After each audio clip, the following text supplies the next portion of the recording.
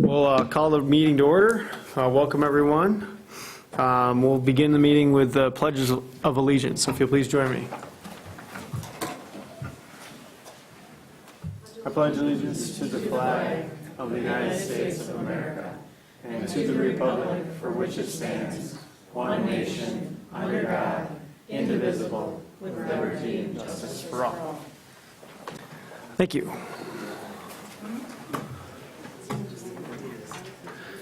Perfect.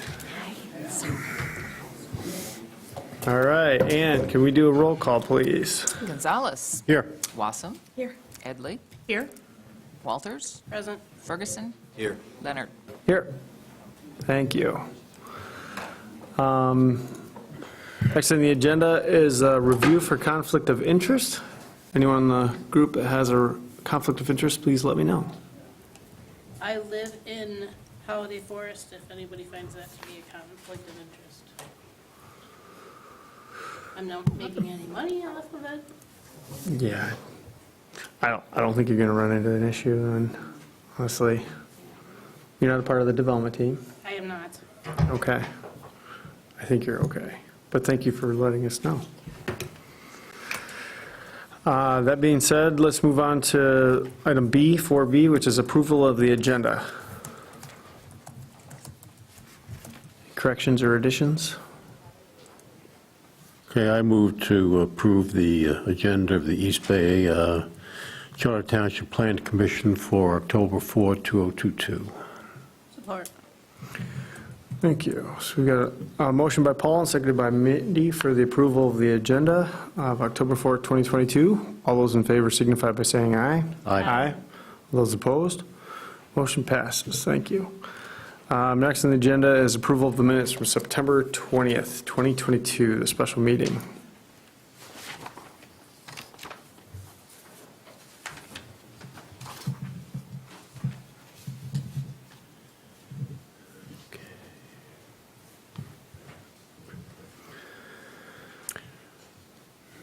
I'll make a motion to approve the minutes of the September 20th, 2022 special meeting of the East Bay Charter Township Plan Commission.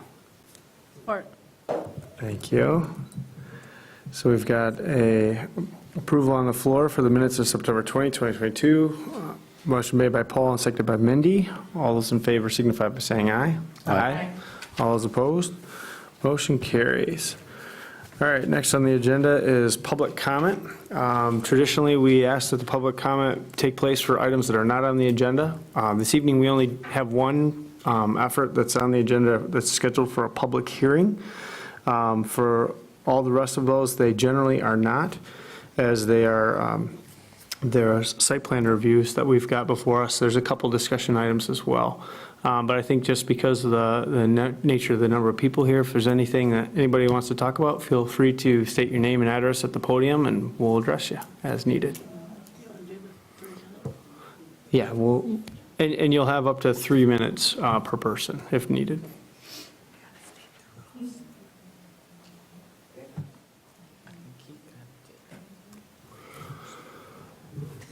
Okay. We'll keep the items rolling then. Thank you, everyone. Correspondence, Claire, I see we got a few things on our desk. What do we got going on this evening? There's just two pieces of correspondence that came through. One is related to the Holiday Forest. That is from Haggard's Plumbing and Heating and Support. And then the other one is in relation to the Hammond Hills development. I believe I forwarded you that email as well.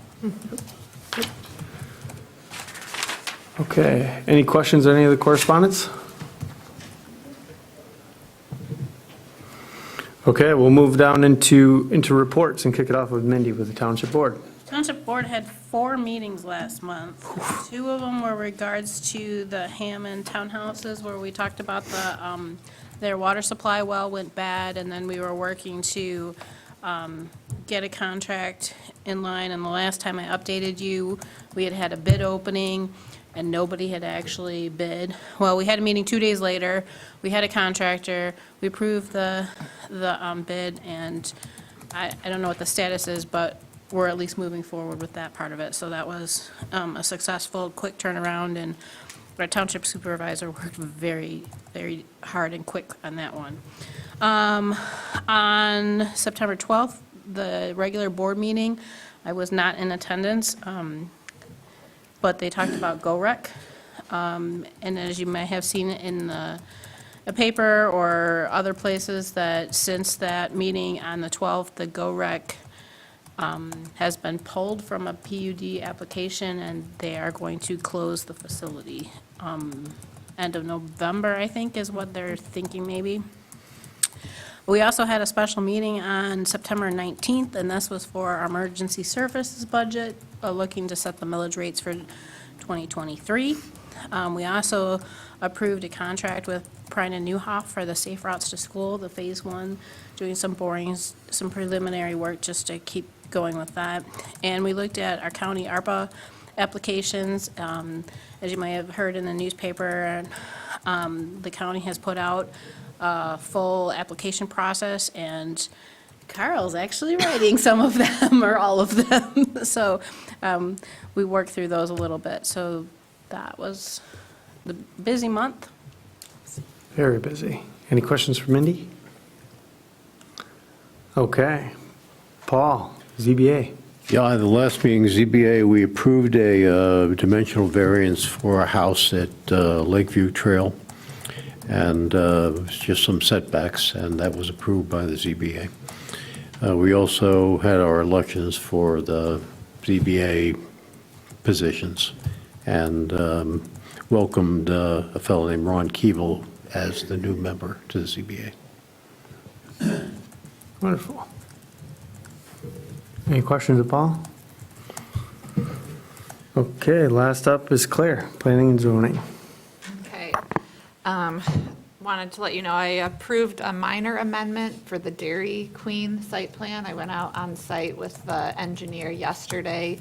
They had done a tree survey, and upon, getting on site and taking a look at the trees, the way that they had the walkway, the access from the TART trail to the site, they were going to be having to remove a very large tree, a couple of them, and so they were wondering, can we just make the entrance so that we don't have the switchback, because we did the switchback to shade the residents from the car lights and stuff. So we were able to come to a resolution where they removed just one dead tree, one very small sapling. We're still able to get that switchback in, but they're actually moving the fence that runs along the property line away from the way that the site plan showed it was right along the TART trail. This is going to be the same distance along the entire length of the property line, but closer inland into the property. So they're able to save the trees, keep the fence design, and so that was the minor amendment that was approved. Wanted to let you know that, as some of you may know, I'm on the Airport Zoning Board, which is the airport created an authority. The township planner from Garfield Township, the Traverse City planner, and myself are on the board, along with authority board members. I believe 4 of the board members from the authority. And so we've been working on drafting a zoning ordinance, and there was a public hearing last week for that. The zoning ordinance draft is out for review for the next month. We've received some preliminary feedback from some, potential developers and some residents, neighbors near there. And so the airport is encouraging members of the public to provide comments on the draft zoning. It's very similar to zoning that was already in place with the city of Traverse City had zoning authority previously before the authority was, yeah. Where can the residents find this It's document? it's on the website, and I can, the airport authority. Airport Authority website? Yep. Thank you. Okay.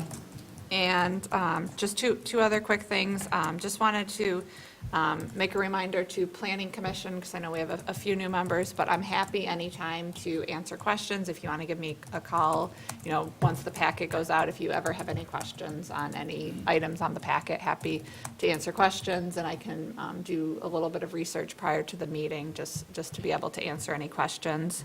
And then just wanted to give you a quick update on permits. So we've had 73 land use permits that have been issued to date, 24 for single-family dwellings.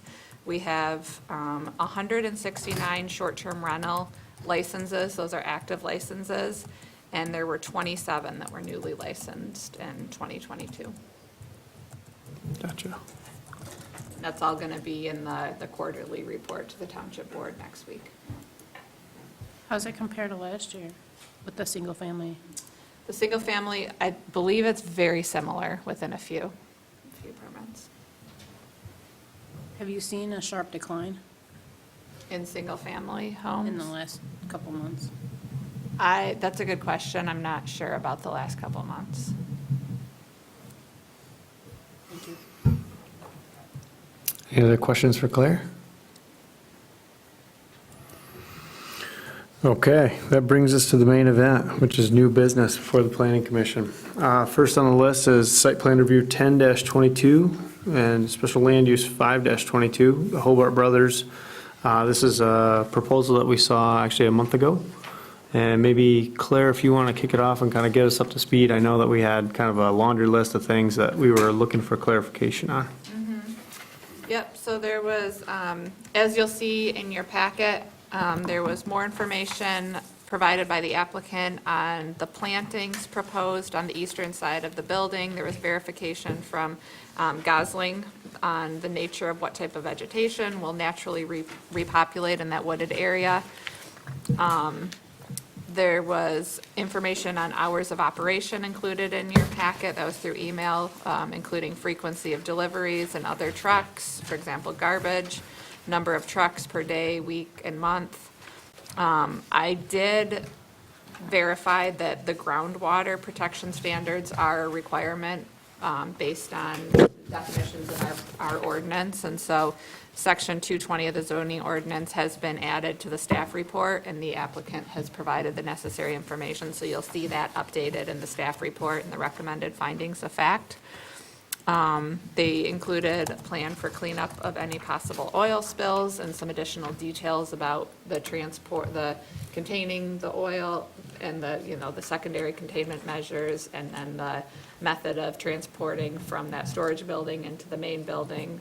I'm sure the applicant is happy to answer any specific questions, and then you'll see there's also floor plans that are included. So with the information, the additional information that was provided, I am, comfortable with the Planning Commission approving the site plan. You'll see there's some recommended conditions. We're still waiting on soil erosion permit, as well as I believe it was stormwater. Actually, stormwater's been issued.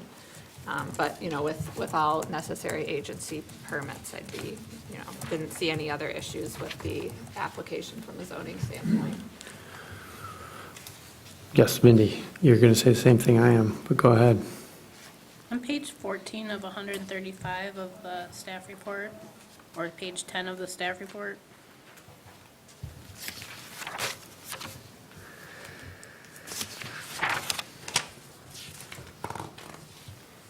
are 3 conditions missing, or? did Oh, we- that's odd. Yeah. It should be just 2 conditions. Okay. Okay.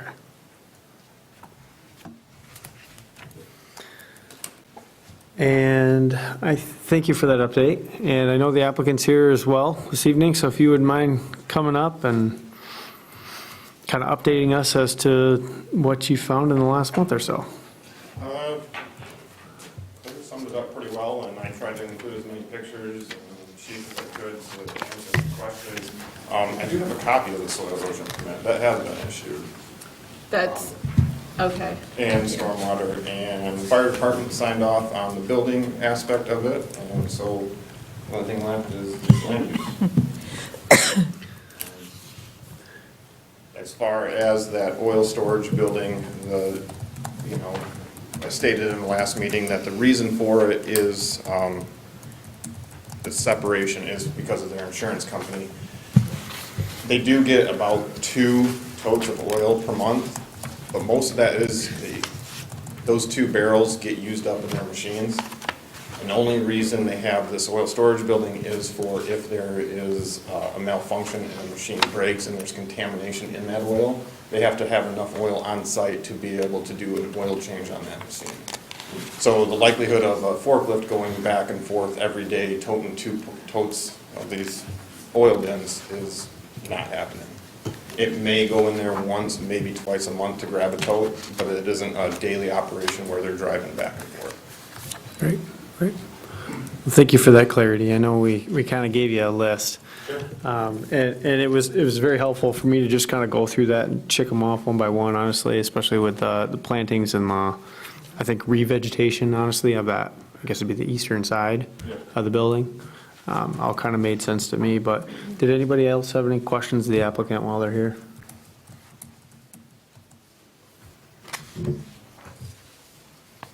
Well, thank you for coming up here. If we've got some others that pop up, we'll bring you back up here, and we'll just have a little quick dialogue here amongst the commission. Thank you.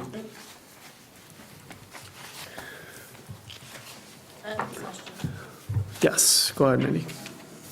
I assume that when we say that what you have in the recommendation statement, that we're going to give the applicant the variance on the square footage? Or do we need to specifically state that some way? It's actually not a variance, it's a special land use permit. So if this is approved as a special land use permit, then that it's would be okay. part of the Okay. approval. Yeah. All right, thank you. Just good clarity.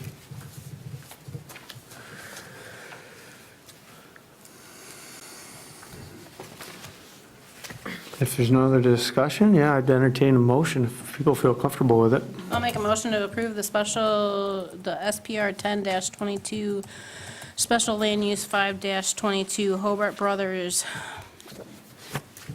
subject to the staff findings of fact as amended and the following suggested conditions. Number 1, approval is based on the site plan prepared by Peninsula Construction and Design, subject to revision as required. And number 2, approval is subject to the applicant obtaining all necessary permits and approvals from the township, including Grand Traverse County Soil Erosion and Sedimentation Control. Support. Thank you. Okay, we've got a motion from Mindy, support by Carl. Any discussion on the motion? If not, all those in favor signify by saying aye. Aye. Aye. All those opposed? Motion passes. Thank you so much for your time. Appreciate it.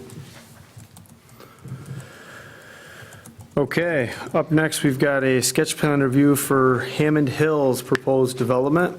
I know we've got someone from the applicant is here this evening, but Claire, kind of want to have you kick us off, please, and set the table for us.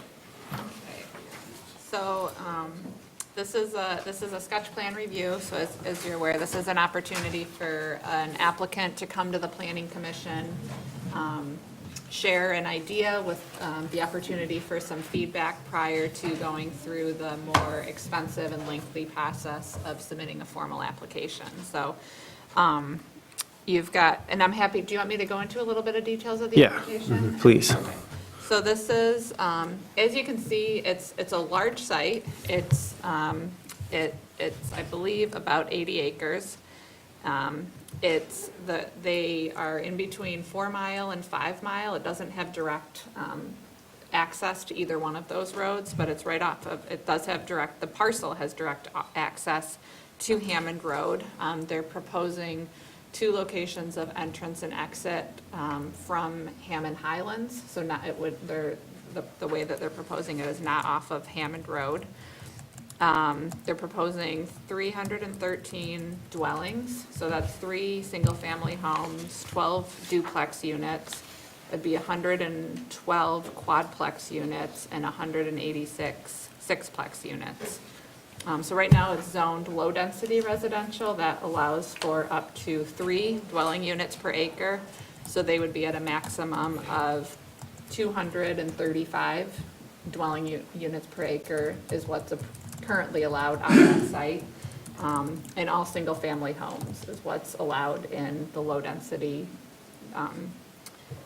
zoning district. So they're proposing that 313, that's at the very upper end of the future land use designation, which is low to medium density residential. So our future land use map identifies it as low to medium residential, 1 to 4 dwelling units per acre. Right now, we're looking at 4 dwelling units per acre is what's proposed. A mix of different housing types, which is supported, not explicitly in the current master plan, but is included in the updated master plan, talks about more housing options. I will mention, I think access is going to be an important consideration. I would recommend a traffic study if the applicant moves forward with this. There's a threshold for recommended traffic study, and the number of trips per day would meet that threshold of recommending a traffic study. And the other thing that I'll mention is just the fact that the site has access to public water. It doesn't have sanitary sewer running along that portion of Hammond. The developer is required to hook up if they're within a half mile of the existing line, and they're just over a half mile. So there's a few different options that the township has kind of been talking with the developer about what that might look like, whether that's developing a private system that can transition into a public system once sanitary sewer comes, or some cost sharing of extending the utilities. So I guess with that, I'd turn it over to, we've got Greg and Bill Crane here. Hi, Bill Crane with Crane Engineering here to represent Hammond Hills. Greg Howlerda is the developer, owner, is here also, so if there's some things that I may miss, he may step in. But like Claire said, the proposal is for about 313 units, a few residential in nature, some single-family duplexes, quads, and sixplexes. Our proposed access is off from Hammond Highlands, which is a public road, and then that has direct access out to Hammond Road. We have been talking to the Road Commission, a lot of the local agencies, Road Commission, Health Department, soil erosion for our proposal, but we've had several meetings with the township in regards to the biggest question was the sewer and the water. Currently, the water is in place along Hammond Road, so we do have access to the public water system, but as Claire said, the sewer is not. As part of the ordinance, as long as you're outside, excuse me, I took my throat. As long as you're outside of a half a mile, then there are other options. We can actually have on-site septic systems, and we have been in coordination with the health department, and they were kind of, as long as it's okay with the township, then it's going to be okay with us. There's going to be a process that we have to go through to get on-site septic systems, but I don't know if everybody's aware of this site. The site is, I think, an elevation change from the lowest to the highest of 200 plus feet.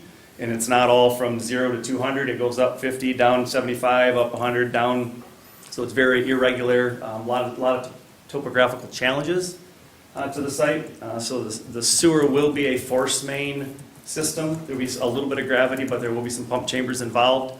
And as working with the township, and the township engineer, they're aware of the site, and force main system would be even if it was to go public, that's how this site would have to be serviced, is through a series of pump chambers and force main sewer. But as part of our proposal, we would like to kind of possibly get started on a few units, just to kind of start the process rolling, do some on-site septic systems, but have those designed to be able to, if and when that sewer does become available on the site, then we could, per se, flip a switch to direct it out to the public sewer, and then take it out to East Bay Township sewer system at that time.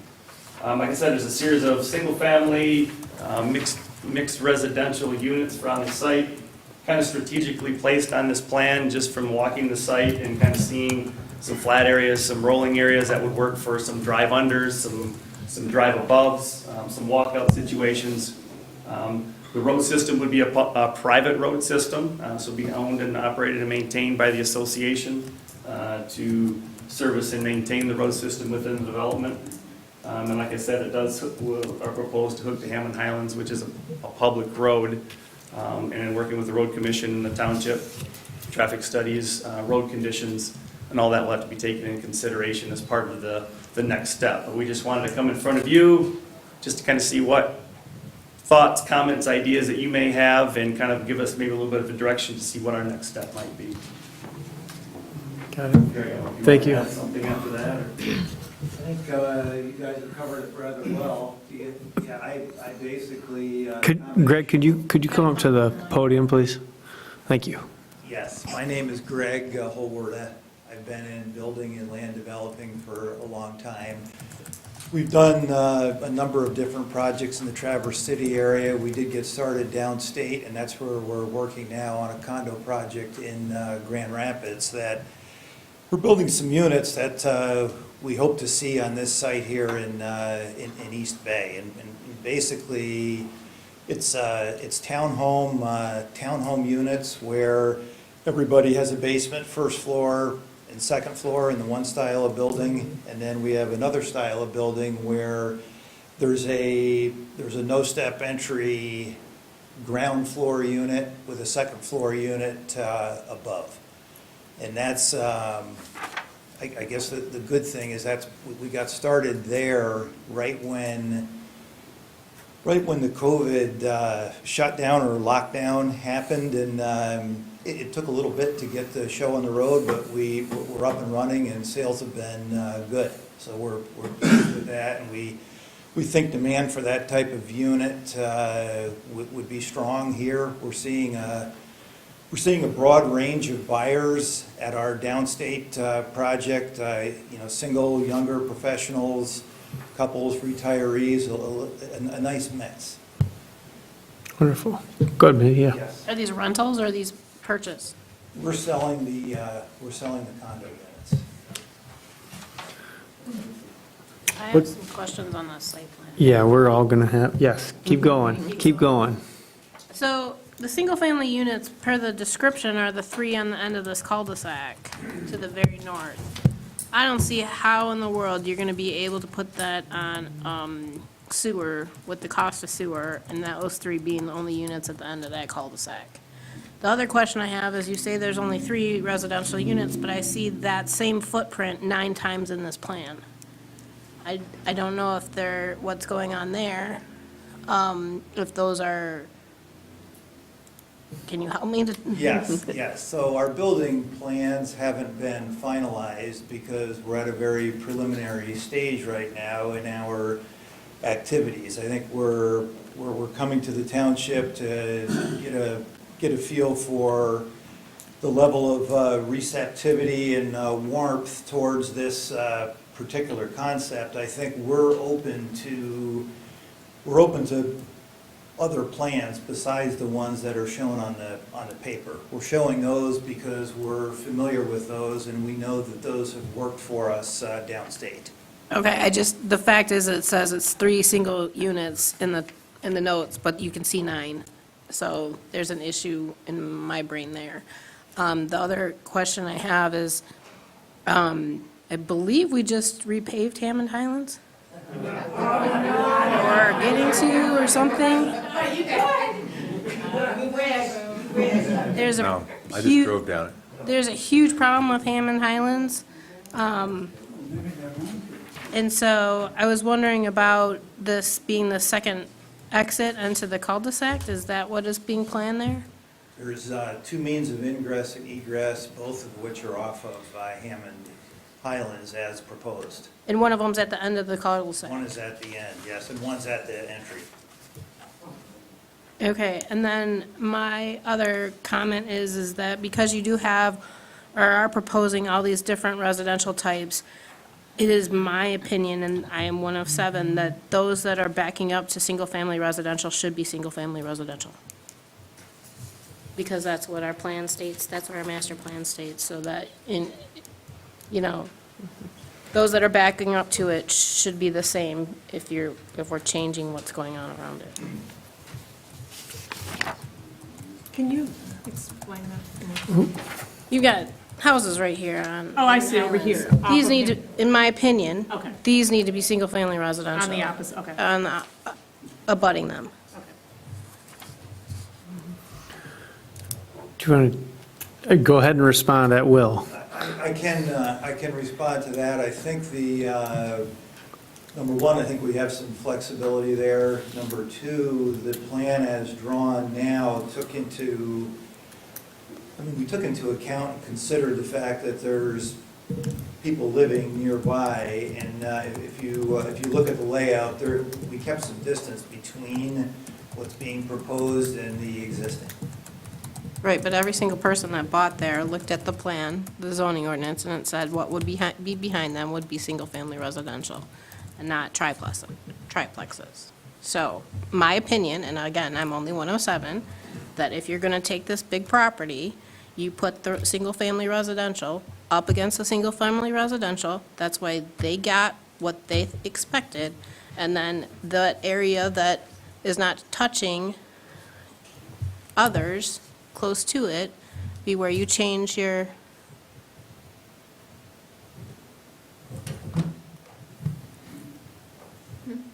The sheriff was just looking in the door, like there was something going on.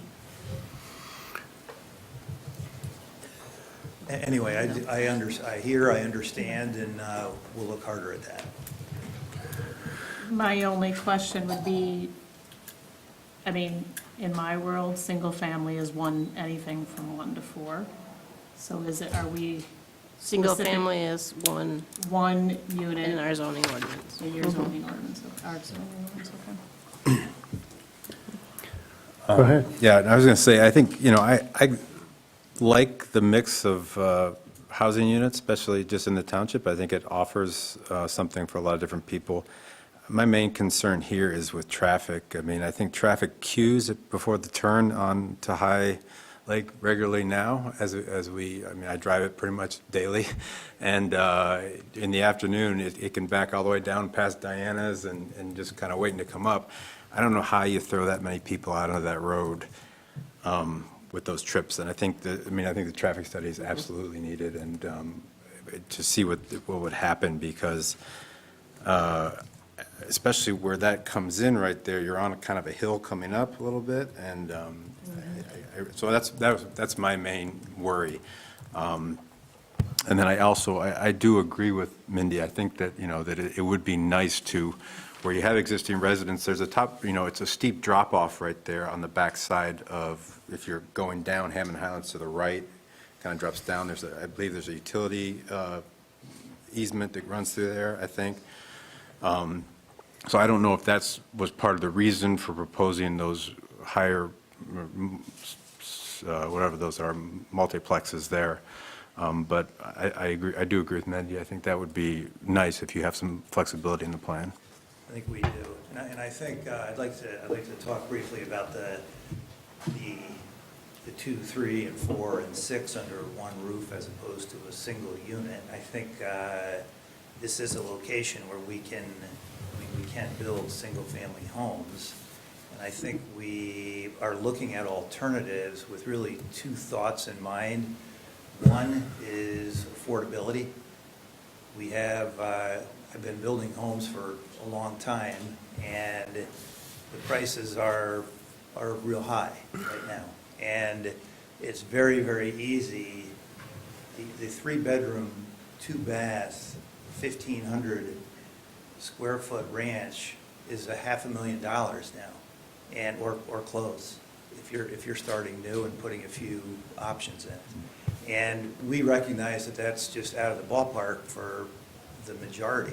And I think what we do when we configure it the way we're proposing is we simply open the door to a greater number of people and a greater variety of people. And then another bonus that I think you get with it is there's more open space when it's all done.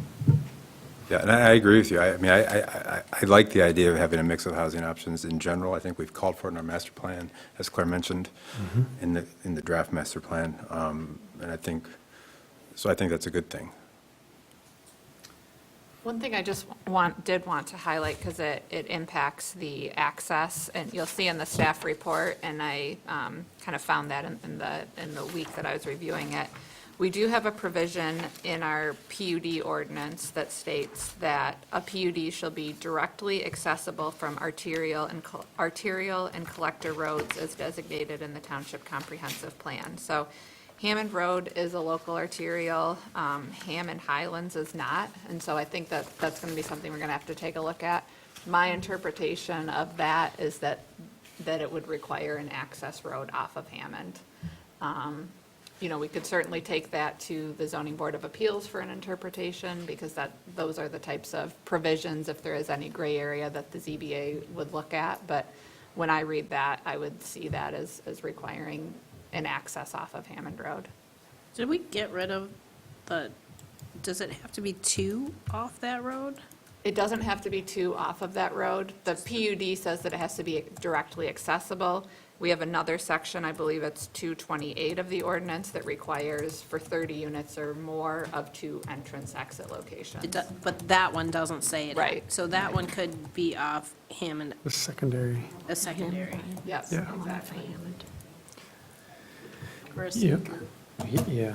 We're- I'm with Carl on the fact that I can totally appreciate and recognize the diversity and the scale, if you will, towards the market, and trying to kind of accommodate the not the first time buyer, but your young families, your retirees, the folks that aren't spending $500,000 on a ranch. I completely see that. I also see that you have a lot of infrastructure to pay for here, tremendous amount of infrastructure here. My questions are tied to, number one, with the sewer system.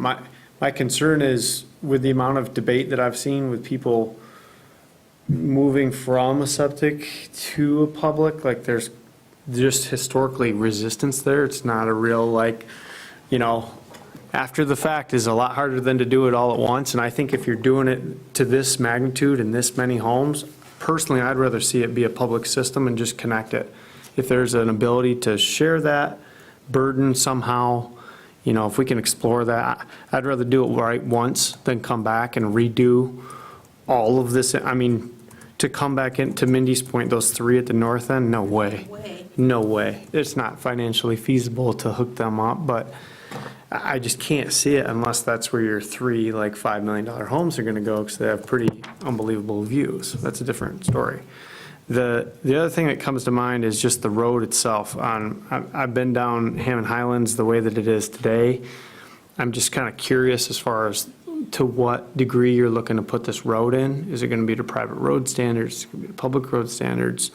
A little more definition around that would be super helpful for us. So the plan would provide for a public road within the subdivision or within the condominium project. Okay, got it. And that would account for all nodes and extensions, meaning, you know, there's 1, 2, 3 cul-de-sacs built in there? They would all fit public? Yeah, did I say public? I meant private. You said public. Oh, okay. Yeah, we were planning it as a private road. Yeah, 'cause I have to- Okay, Throughout. okay. Okay. My next question is tied to, or just concern and clarity, is this accessibility. You know, we all drive up and down Hammond regularly. You know, that's going to be a point of contention as to how to manage that properly. I'd be real curious to get the input of Road Commission at some point, just because this is a lot of pressure and one really unique pinch point. Yes.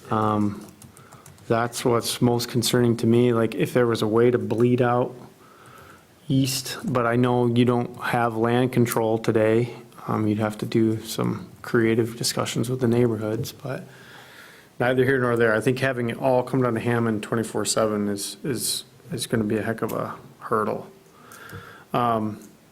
Additionally, one thing I think of when looking at the amount of topography is the amount of disturbance. Not necessarily from that you can't do it.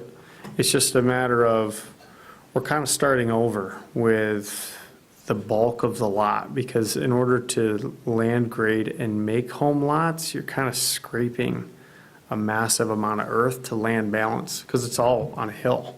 Yes, You're going to be a tremendous amount of earth disturbance all at once. So would you be, you kind of mentioned you'd like to do a couple homes at first. Would this be overall conceptually a phased development over time? And we'd be looking at, say, I mean, you've got 300 units, would it be a third, a third, a third kind of an idea? Or, Definitely phased, definitely phased. I think the size of the phases and, the phase line locations haven't been determined yet. I mean, I think that would, we'd figure that out, over time. I think it's, we don't want too much at once. We want to kind of just keep ahead of sales, I think is Sure. part of it. And I think that was the thought. okay. And then maybe the last one for now for me is tied to the actual construction method. And the reason I bring that up is just access to labor and just generally what's going on around here. And you have your own development team downstate, if I'm reading the tea leaves right. Would this be a product that would be like more of the newer like modular style where you'd bring in actual pre-production panels and assemble them on site? Because I'm just thinking from an efficiency standpoint, you're not shipping Home Depot lumber trucks in here regularly. We're not going to do Home Depot lumber truck. They, Yeah, it's panelized wall sections. yep, that's what I was thinking. Factory-built floor trusses and roof trusses. Awesome. And that kind of helps, and then we work with contractors that tend to be just larger companies so that they can keep up with the activity. We have 24 units right now under construction downstate, and you can't do that if you hire a framer who's a one-man and a pickup truck type of operator. Absolutely. Yep. Yeah, I was just curious, with that kind of scale and in that tight quarters, that's the first thing that came to mind. And that's, like, for those that are here, don't think of like, your manufactured homes of yesteryear. These are pre-engineered structures that can basically be any type of architectural design today. They're a pretty awesome product if it's what I'm thinking of. Yeah, what it looks like when the lumber truck comes, the first load is sticks, because we start in the basement, and they have to build the basement walls by hand or stick framing style, because there can be some variation in the concrete basement floor enough where if you build the walls in a shop, that you might, if you're you don't want to be off a quarter inch, let's say, in height. And I think the next thing that arrives is the floor joists for the first floor, and those are engineered joists. It looks like the OSB plywood in the middle with a 2x4 on the top and bottom. And then the panelization piece, that's a flatbed truck it'll have a pile of 20 wall sections on it. And each wall section is maybe 12 or 14 feet long or shorter, depending on where it's going on the floor plan. And they strap those down, those get unloaded on the ground with a forklift, and then they get positioned on the subfloor deck, and the guys stand them up and move them around it goes together like a puzzle. Yep. And it's much more efficient, timing-wise, right? Yeah, so I think just more clarity on the need for me for hooking up to sewer, public sewer, some more definition, whatever you can provide in terms of the road. For me, I kind of mirror these two sediment in terms of that relationship between what's behind and what's being proposed, and maybe there's a way to spread that out along those existing residential units, but overall, yeah, it's pretty intense. It's hard to swallow. We've just had, and you got to kind of take that into context. We've seen, I don't know how many hundred of units come through here in the last 12 months. We have probably up to 200 plus units under construction right now, just west of here. So it's just that when you see another 313 coming into your backyard, it raises a little bit of caution just for me, but at the same token, it's in our growth boundary, it's in a spot that we've kind of planned for. It's just, it is a very interesting pinch point. That's kind of the one thing I can kind of go back to.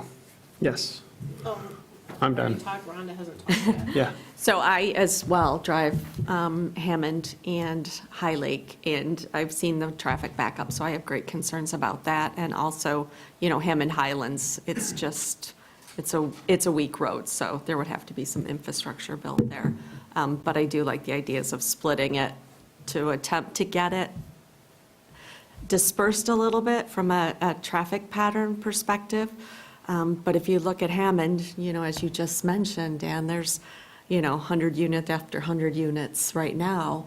And so that's really becoming a high-traffic area. One thing that you mentioned is, these multi-unit under one roof, whether it's, multiple condos, one level each, or townhome style, et cetera. And you're looking at phasing this in, which makes sense. And you're doing this downstate in Grand Rapids, and I lived in Grand Rapids for 25 years, so I'm familiar, I know your company. What if you get up here and you start this and you find that there's just not a great appetite to purchase those types of homes in phase one or phase two? Would you have then some backup plans on what you would be doing? Or maybe at least take that into consideration? I think with Housing market as it is, Yeah. I know, With but, any sort of project, you do have to, try to imagine what it looks like if it goes, bad or in a way that's simply unexpected. And, one of the things that we're seeing now, right, is you have interest rates basically doubled from 3 to 6. And that's going to shrink the buyer pool. And I think, if they go higher, the buyer pool shrinks further. And I think I believe what we have going for us in West Michigan, just at large, is demand is very high, interest is peaked, and there's people that want to be here badly, not only from our own communities, from our own state, but from other states as well. And I think we're attractive for a lot of different reasons. This area, the natural beauty of this area is over the top. Michigan at large is not going to run out of water. We're not a terrorist magnet. We can't have a tidal surge that's 10 or 15 feet, right? There's a lot of, and we're not going to have a 10,000 acre wildfire sweep through our area here. And I think people are more concerned about stuff like that and looking over the fence. that's fair. Okay, thank you. Question? Yes. You've talked a lot about the flexibility that you're demonstrating, but right now, what I'm looking at, approximately how big is each one of these units? What's the size of these units, and what's your price range? That's one of my questions.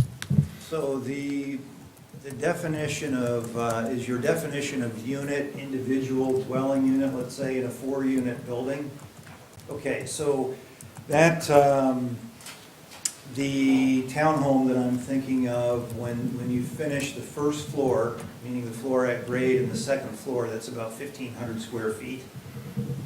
And if you finish the lowest level, the basement level, which on a lot of these lots or sites would be a daylight or a walkout level, that's adding another 700 feet or so.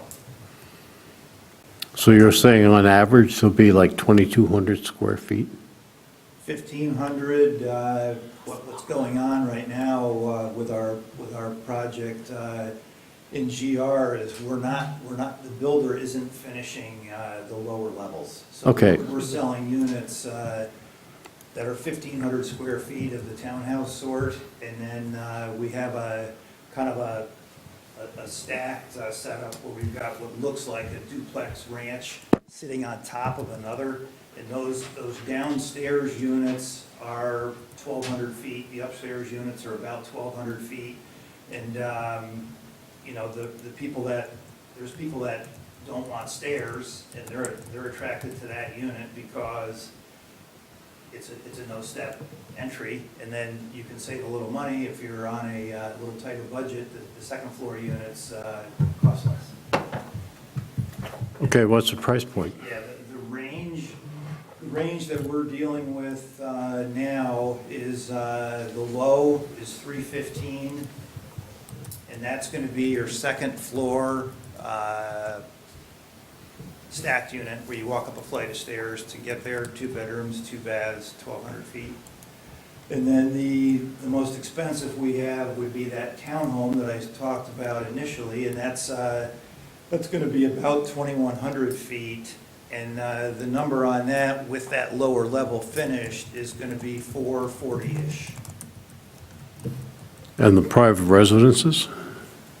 We haven't got that far yet in terms of figuring out what those are actually gonna be and what the prices would be. Okay. I do share pretty much the rest of the group's ideas as far as the, you know, the traffic and the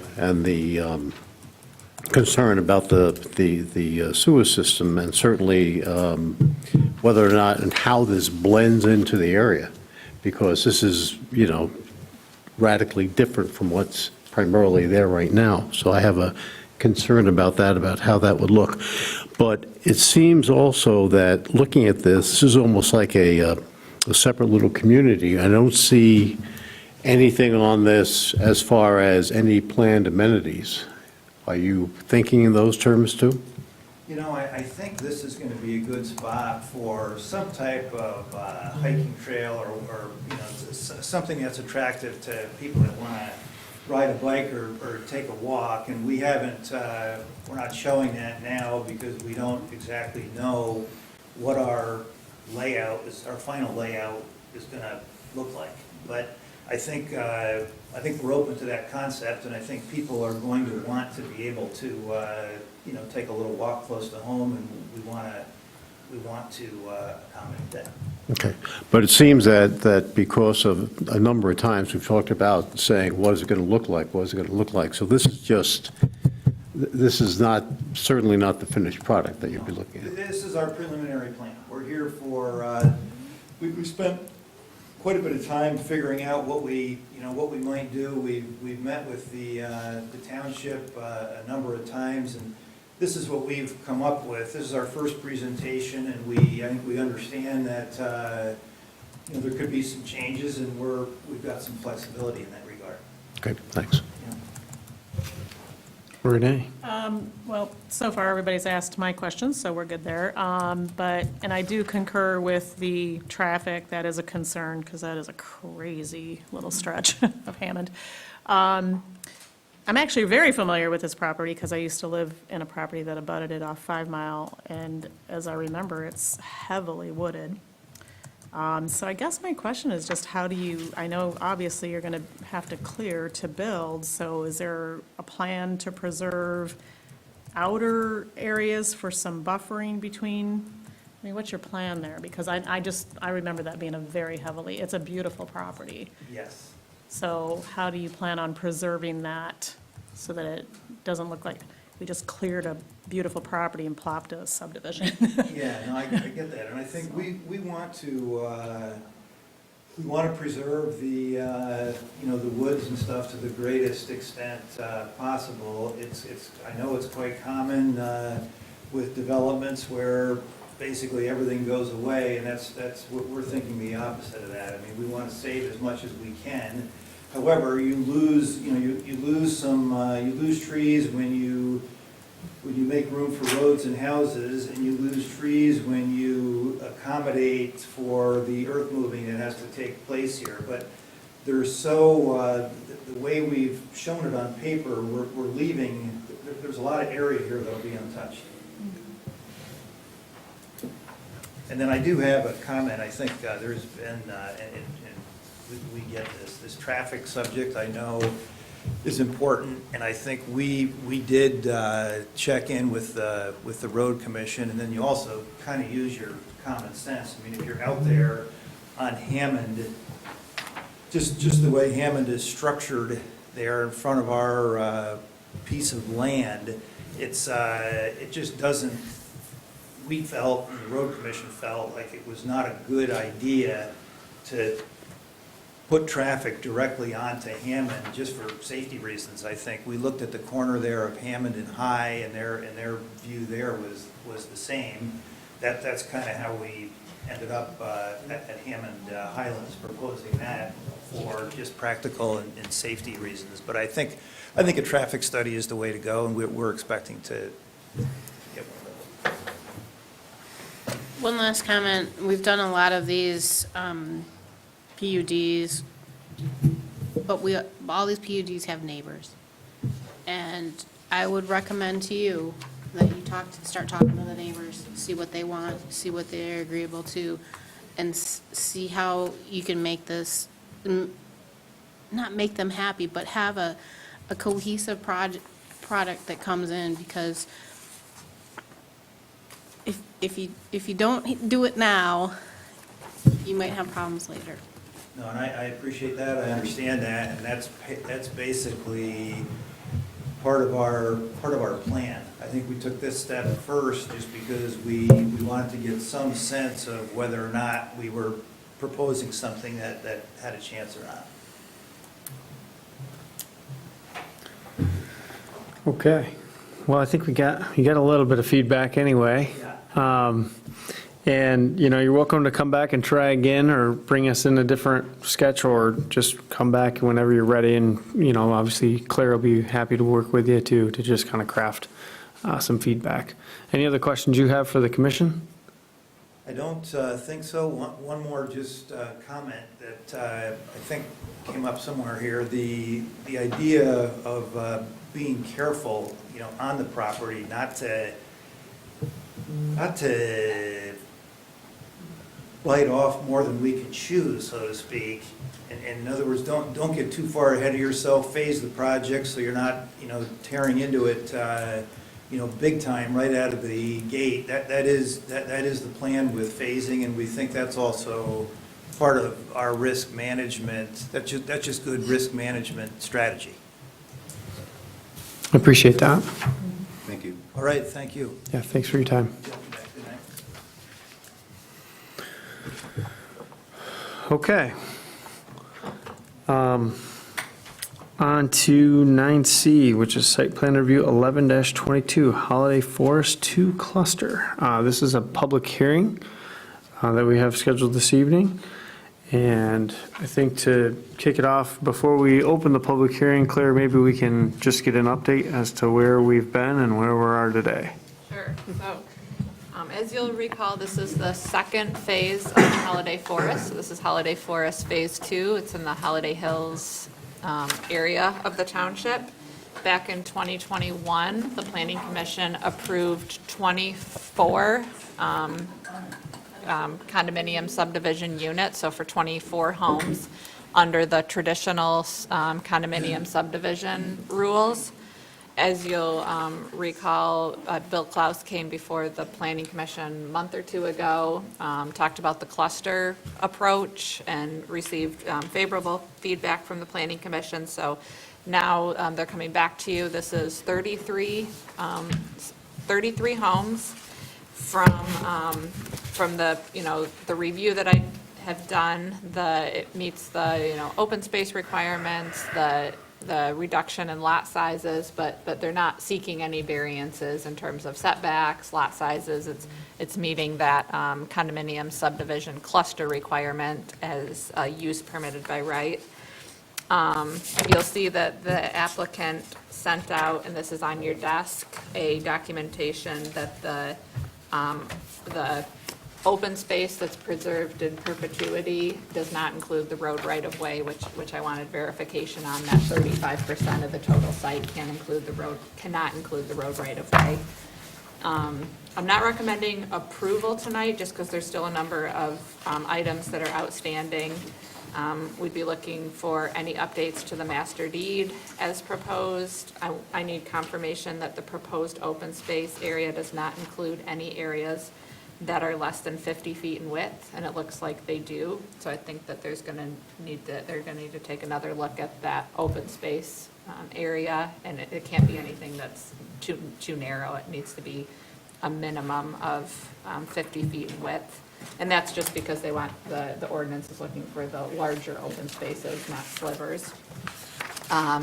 We need some additional narrative prepared by the applicant to address the open space standards. So you'll see that's in section 226. That speaks to the type of open space, with emphasis on wetlands and views and wooded areas, as well as areas accessible to recreation and permanent recreation connections. So there is some, ability to speak to that permanent connection to Holiday Woodlands, but we would need more narrative from the applicant for that.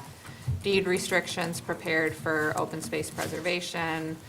We need joint maintenance agreement.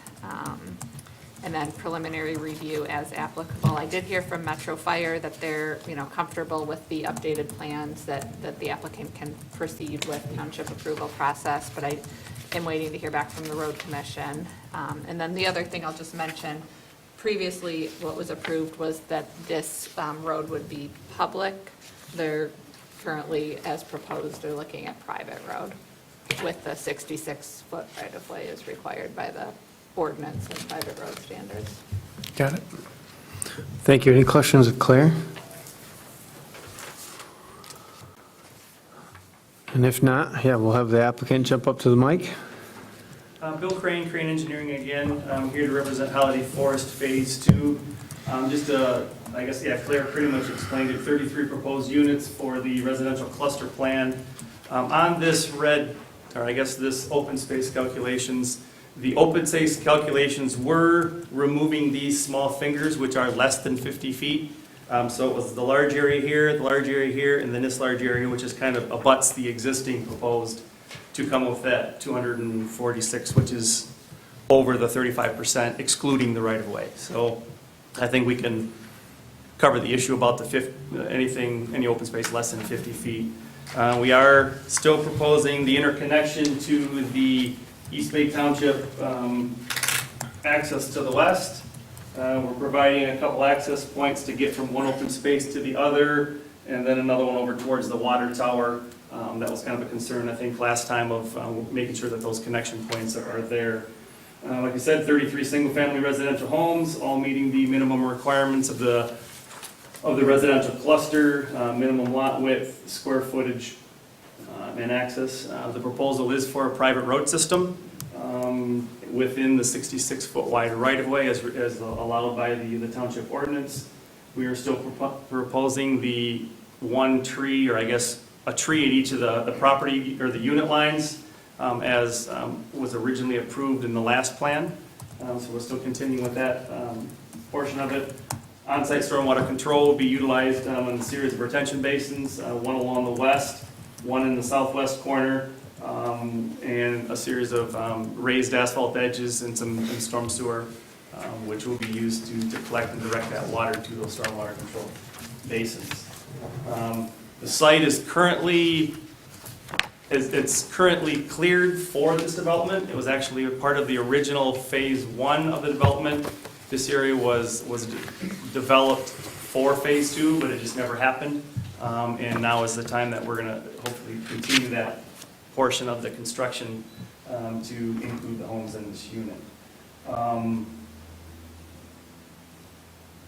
Public sewer, public water will be extended. There will be a public pump station down in the south end. As everything kind of goes to the south end of this small little stub, there will be a county-maintained pump station that will direct the water, or direct the sewer to the gravity system located over here on the west side of the property. And public water main will be extended also with fire hydrants. As Claire said, the fire department has looked over and reviewed the project. It will be a private road system, so the road commission will only get involved in regards to these two connection points where we tie into the stubs.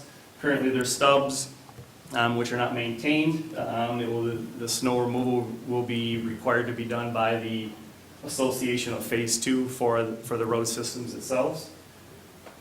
And I think that covers everything, and I can answer questions if there are any. Okay. Bring it back to the commission. Commissioners, do you have any questions for the applicant while he's here? I have two. Go ahead, Mindy. What's the plan for lot 70 and lot 82?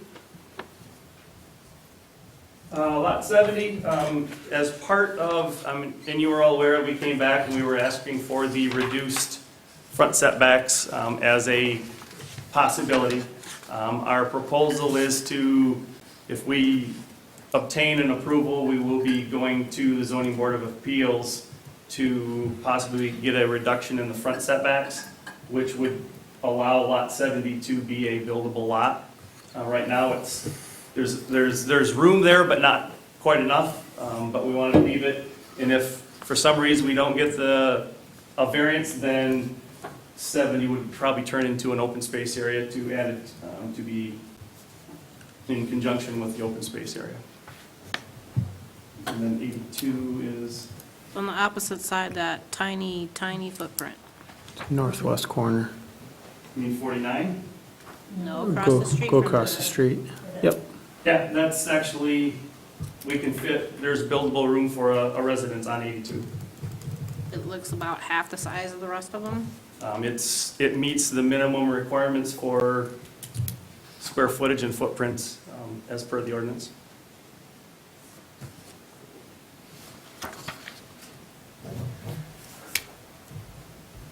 And just as a point of clarity along those lines, what you have depicted in terms of the residential units themselves, it's kind of like the maximum square footage that would fit on the property? That's correct. Okay, okay.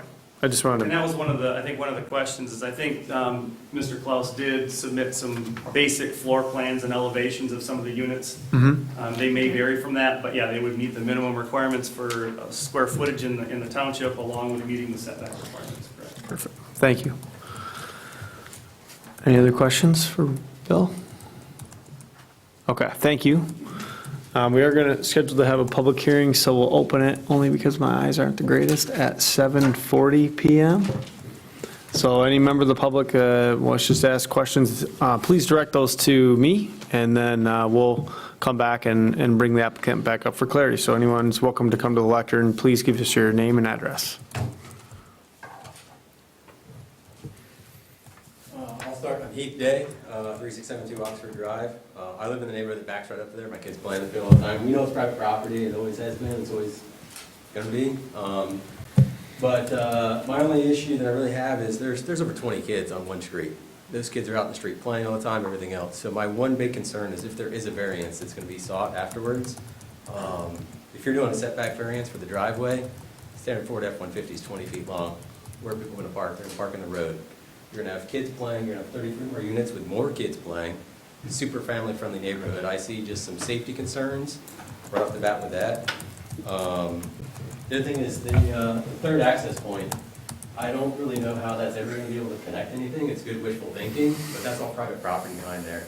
Then that backs right up to the Woodlands Preserve, so you're never going to have any way to access that. So you're going to have 33 homes really using those two spots. So that third one is just, it's make-believe, in my opinion. So I see that as being something kind of bad. Obviously, profiting off the neighborhood. It's a nice family-friendly neighborhood. Building these tiny little houses, it's fine. But changing these setbacks is going to be a huge safety concern, I think, with kids. Those kids are playing nonstop. Speed limit's 25. I yell at people all the time. You know, certain things you can't help, but I just see that the variances are going to be sought after the fact are going to be even worse for the neighborhood and for the safety of the kids. So that's really my only big 2 points, kind of the access and then any variances that are sought after the fact. Okay, thanks, Keith.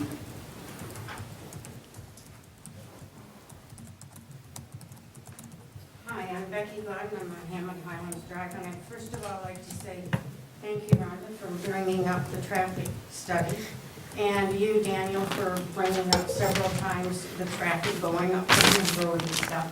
And looking at their plans, the number of units that you're talking of is First of all, 235 units. If you take just one car per unit, that's an extra 235 cars. Several of those units I know are going to have 2 cars. So it could make it a possibility of 352 additional cars. That's with 235 units. Your future projection is there could be 314 units, with some of them having second cars. It could go as high as 471 extra cars going on that road. Now, you've made mention you've been on Hammond Highlands Drive. Thank you. Because coming out, when you stop at that stop sign and want to make a left-hand turn onto Hammond Road, it can be very dangerous at times. And going east up that hill to make a left-hand turn onto Hammond Highlands, if you have cars behind you, if you're not watching in your rear view mirror as much as you're watching to make a left turn, it's very dangerous. I've had cars whip by me on the right. Now they can't do it because there isn't room. It definitely needs a traffic study, because that stop sign at the end of Hammond Highlands Drive is not a safe access. And I'm glad that you said that gentleman was that you have been in touch with the County Road Commission, because it needs to be studied. And that road is a mess, and it started out a few years ago when Center Ice did whatever they did, and they started hauling all that dirt. They went down our road with all their heavy trucks, and that's when that road started to really deteriorate, and it's gotten worse. Now, if you add all of these cars to it, it's gonna be a mess, and there's gonna be a huge safety issue. So please, I'm, encouraging you to do this traffic study with a very, very intense stuff. The other thing, just a side note, when they start doing all this developing, I don't want my wildlife disturbed. I've had a bear in my yard twice. I've had a coyote there. There's turkeys. There's all kinds of stuff. I don't want them hurt. I want them thought of and protected as much as the people they want to bring in. I also had talked to somebody from the Sheriff's Department, and they said their projection between what this proposal is and what's going on up by the golf course, they're looking at a possible addition of 5,000 residents. They said they're having a hard time right now keeping up with the existence of the ones that are already here. He said, so to add all of these, you better be willing to have the money to pay for extra protection and then law enforcement, because it's going to be needed. So thank you for your time. Thank you, Becky. And just for clarity's sake, that was good feedback. We're talking about a different project right here, and you can talk about whatever you like. It's no problem. That was, I'm talking about the one at the Hammond. Yep, I'm aware. I just happened to point to it because that's where he had his sign. Yep, no, I thank you for your comment, and we'll take it to heart. Thank you. Any other comments on the Holiday Forest? Okay. Oh. If you wouldn't mind, we're trying to get through the public hearing for this one. If you want to stick around to the end, we do have a second public comment, and we'll take any of that at that time. Oh, I'm sorry, I thought. that- No. It's quite all right. You're good. You're good. We appreciate it. We appreciate it. All right, that being said, we're going to, unless there's any other takers on Holiday Forest Phase 2, we're going to close the public hearing at 7:47 and bring it back to the commission for consideration. Mindy, I think I'm with you on lots 70 and 82. 82 doesn't strike me as an issue. I just think it's kind of it is a smaller unit, but again, it's up to them to figure out what can fit and if it can fit, and if it's marketable, that's, It's not in character with the rest of the neighborhood, though. yeah, it's, That's my issue with it. got it. The rest of them are very similar in size. They're very similar in size to what's in the Holiday Forest one. It's similar in size and what's in English Woods, which is right over here, but that one is not. Gotcha. That is my issue with that. But 70, and I don't like the fact that, you know, we talked about the PUD, we said no because they wanted all these changes to it. And then we figured out, hey, it might work with this, but now they're still wanting the things that they asked for in the PUD that we said no to, and now they're gonna go for a variance. I don't like that.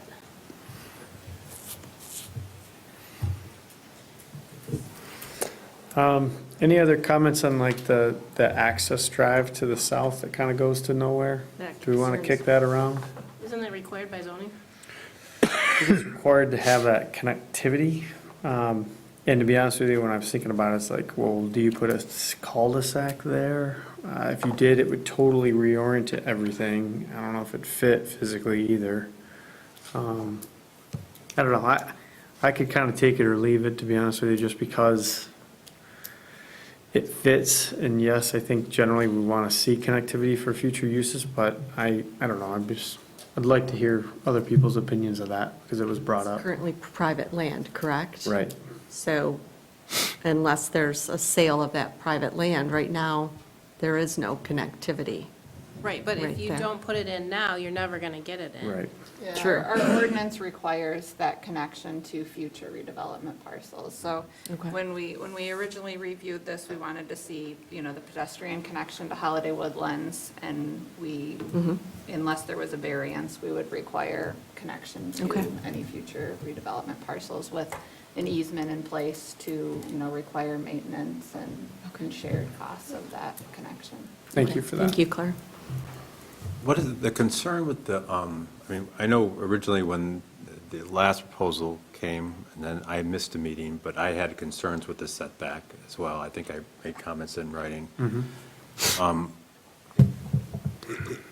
The site plan governs what's allowed, then you can then go to the ZBA to have a variance? Could you, is it possible to get a variance on all of them? I mean, I don't think that that's what they're intending. I'm just, I mean, that's what you were bringing up, Minnie, right, about the variance? Or is it just with that one lot? Well, basically, what they wanted was a variance on all of them. Right, I remember that, Right. 20-foot setback. But if you might recall, all of these properties down here, all of these properties down here are steep. Right, yeah. They're wanting those houses as close to the road as possible, so they're gonna want a variance on all of these. I don't know how much I agree with But that, to- but to get that, they have to go in front of the zoning board of appeals, right? They would have to ask for that each time? if they want to go outside of that build envelope, which if you look close, they've got kind of a red delineated box that's kind of like, Which drawing are you looking at? I'm looking at, Not that one. it is on page 104. No, see if I can find the number. C1? C1, I don't see any red lines. C1. It's really small.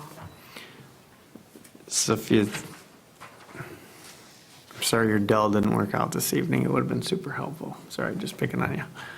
If you zoom way in on the site itself, they've got, Bill highlighted kind of a build zone, if you will, around each individual How unit. steep that is, you've already got 5-10 feet of grade before you hit that red line, so they're gonna want that.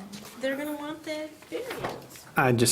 Again, I don't, if I'm thinking on the ZBA's point of view, they had to do something similar to the neighborhood to the north of you. I mean, it may have been a little bit flatter, but at the same token, they've got to work within their own envelope here, so I don't know. It feels to me like they'd be creating their own problem. So ZBA would be a tough mountain to climb. But I'm not on the ZBA, fortunately. Yeah, You're welcome. I would say it goes both ways, you know, the planning commission through the site plan review and approval has kind of that due diligence and responsibility to approve lots that are buildable.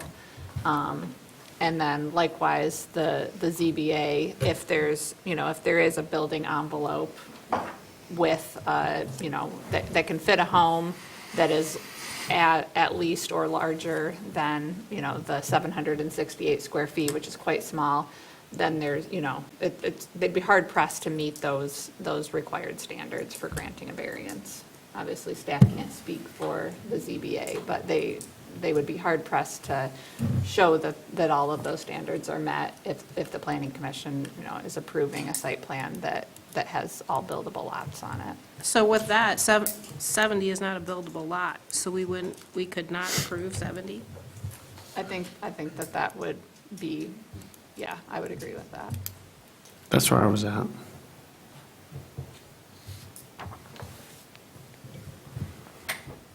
I didn't do the math, but, 82 they could, right, and therefore they could go for a setback on 82. right. In theory. And Bill, can I ask you too, could you jump up here real quick? Just for a point of clarity, I didn't sit here and go 1, 2, 3, 4, 5, 6, 7. Did you have, did 70 take into account the 33 new units, or was 70 not included in that total? That should be part of it. Okay, Because Bill sat up here and told Yeah. us that this So plan 49 to 82. this plan wasn't viable unless there were 34.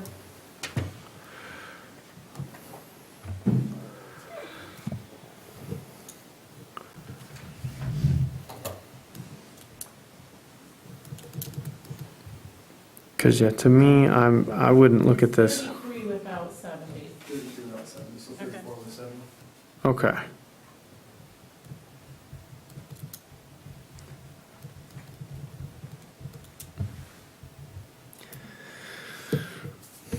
Yeah, to me, I think it's the burden of the applicant to make it work with what they have proposed, so I don't necessarily have a problem with it, so long as 70 is noted as not being a buildable lot today.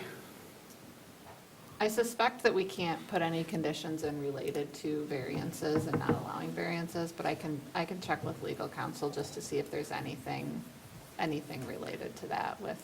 Well, if we don't approval. approve it as a buildable lot, then there's no variance that could be had, right? With Right, regards and to I'm just 70. Looking at the other ones. But If 82 in the future, an applicant came forward, I'll see if there's any options related to that. Because you'd basically have to amend the PUD to come back and ask for that to be a buildable lot. If it's not included in tonight's, But these ones that are all identified as buildable lots, in the future, if someone came forward and said, you know, we've got this steep topography and kind of, you know, piecemeal, case by case, appealed it in front of the ZBA, I'll see if there's any, you know, options for having conditions in there that Okay, to preclude variances on any of these buildable sites. yeah. Because just to be clear, we don't need to take action this evening. We've already closed, we've had the public hearing, we've closed the public hearing. We're just kind of in a due diligence phase. Claire's got a list of items, master deed, a couple other follow-ups with agencies that need to be clarified. I definitely would like clarity on that. On procedurally, what would have to happen. Bless you. Thank you. I really don't have any other comments or questions for the applicant. Does the commission, just because we're here and we're going to do this again, I'd love to have, just get it all out in front of everybody. I'm fine with this. I mean, again, my main concern was originally the front yard setback and what that did to parking potentially, and so everything else I'm fine with. do you know what the proposed square footage is on that lot 82 versus the others, just out of curiosity? I do not with Okay, without the computer in front of me doing that. okay, I was just curious. Okay.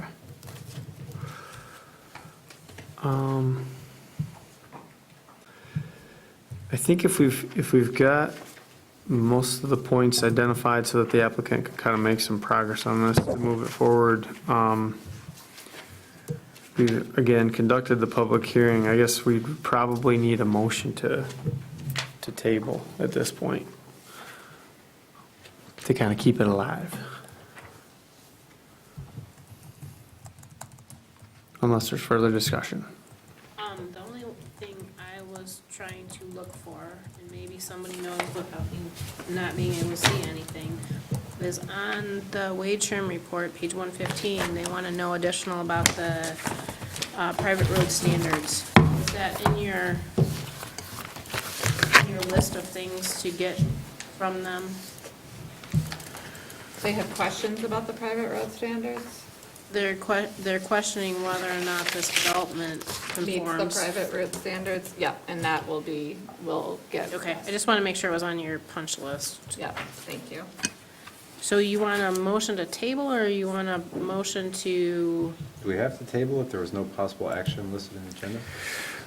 Well, it's, We go through this last time. yeah, we went through this. I think, but it's not tabled, is it? Isn't it postponed? Brian Graham said that postpone and table are the interchangeable. I think it would probably be a good practice, since you are holding a public hearing, and yeah. you will take action at a future meeting. Do you think that you can get this kind of clarity taken care of in the next 30 days? Okay. We could make it 60, but if you're good with 30, So do we want it in November, or do you want it in December? that's the point. That's what I was going. But The applicant. But if it's in the next meeting, he needs it in the next 15 days. Well, it doesn't have to be posted as a public hearing, so No. we need 15 days. But I would think that our staff would want time to review it. 15 days is what I need for review. You can make it. If we don't get it in 30, you'll see us in December. Okay, okay. I want to make a motion and say that it's going to be tabled until, that's why I was Postpone asked. until appropriate information is given to the zoning administrator, not the zoning administrator, but staff. What do you want there? That's fine, yeah, that's fine. Okay, I'll make a motion to table, what is this? Until the appropriate conditions? Site plan review 11-22 Holiday Forest 2 residential cluster until staff receives the appropriate information and can schedule it in the next regular scheduled meeting. Support. Support. All right. Thank you. We have a motion by Mindy to postpone SPR 11-22 until staff receives the appropriate intel for dissemination to the planning commission, with a second by Carl. Any discussion on the motion? All those in favor signify by saying aye. Aye. Aye. All those opposed? Motion carries. Thank you for your time, Bill. Okay, thank you. Okay. And last for new business is zoning amendment 3-22, Munson Avenue rezoning. It's a discussion and opportunity to set a public hearing. I'll turn it over to Claire to kind of kick us off. Okay, so you'll see there is an application that was submitted for consideration of a rezoning. It's a half-acre parcel. It's on the south side of Munson, and it's kind of right at that border between the commercial and the residential. So there's a number of different factors for the planning commission to consider with rezoning. Our ordinance doesn't address rezoning standards, but we do have a memo from Township Legal Counsel with 10 factors and some guidance for kind of how to process a rezoning request. You look at surrounding land uses, you look at zoning, you look at the master plan, both the future land use map, as well as the goals and objectives of the master plan, as well as possible impacts to surrounding property owners. The parcel is currently vacant. It's right next door to a dentist office to the east, and it's a residential parcel to the west. So it's identified as residential in both the future land use map as well as the zoning map. But again, it's kind of right at that edge. So you'll see that I did go ahead and I put together on page 124 of your packet, I show zoomed in the future land use map. I shaded the parcel in blue to kind of show you where it is in relation to the parcel surrounding future land use, as well as where it is on the zoning map related to parcels. So I would recommend, hear from the applicant. You can kind of deliberate amongst yourselves and decide if you want to set a public hearing and when you would want to set a public hearing for. The process is the same as a zoning amendment, text amendment would be the planning commission holds a public hearing, makes a recommendation to the township board, and then the township board would ultimately approve any type of rezoning or map amendment to the zoning map. Got it. Thank you so much. Any questions for Claire? Okay, we got representatives from the applicant here this evening. Yes, hello, Mr. Chairman, Planning Commissioners, thank you. I'm Dusty Christensen with Mansfield Land Use Consultants, here tonight on behalf of the applicant, Andrew Gorecki and Superior PT LLC. Claire did a great job of kind of giving the brief overview of what the application is for and the issue that we're addressing here tonight. There's an existing half-acre parcel on the south side of Munson Avenue. Again, it's adjacent to the existing dentist office that is just west of the Green Box office building there, just to kind of familiarize everybody. The parcel itself is about halfway between 3 Mile Road and Avenue H, to further orient you to where we're at. The parcel itself is vacant, currently zoned low-density residential. Because of its location, kind of on the edge of the commercial activity further east on the US 31 corridor and the residential development to the west along the corridor there, this site is kind of in a little bit of a no man's land. I would argue as a professional in the planning and development world that this site's location along US 31 is pretty ideal for commercial development. And the reasons for that are that you have US 31 itself, so a high traffic corridor that provides visibility and access, vehicular access for commercial use, better than any other surrounding roads within the general area.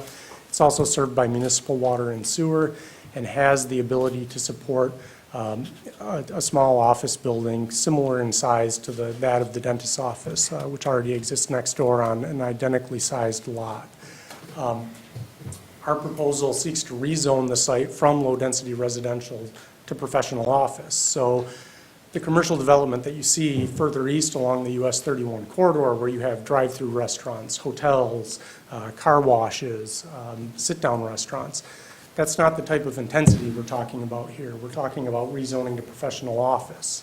And the uses that are allowed by the township zoning ordinance within that professional office zoning district serve as almost a buffer between the higher intensity commercial uses that you see further down the corridor and then the residential uses that are found further west down the corridor. The reason that I'm calling those a buffer is that office uses in and of themselves don't generate as much traffic as restaurants, hotels, and entertainment uses, have shorter office hours that are usually during the day, so they're not generating nighttime traffic or early morning or late night traffic, and oftentimes have less site lighting and fewer potential impacts for surrounding residences. This rezoning is requesting, again, the shift from LDR to the PO district. The future land use map itself identifies this area as low-density residential. Now, while the master plan through the future land use map doesn't directly support the rezoning, I'll note that the current master plan does, in fact, anticipate the need for uses and services that will better serve our aging population as this region moves on into the future. And so we've recognized that our population in this region is aging. Services like medical offices and PT offices, which my client is hoping to build on this site, are services that are needed as that population ages.